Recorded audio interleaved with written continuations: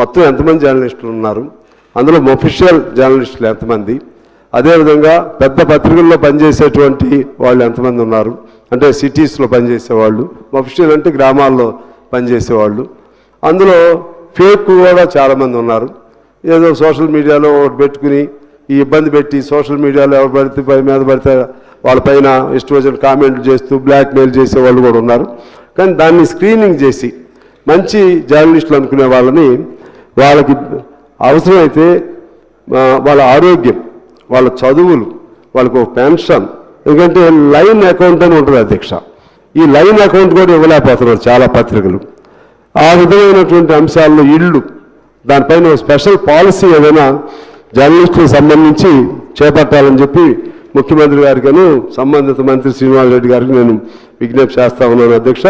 ఇప్పుడు మా దగ్గర జర్నలిస్టులకి ఇళ్ళు ఇస్తామన్నారు.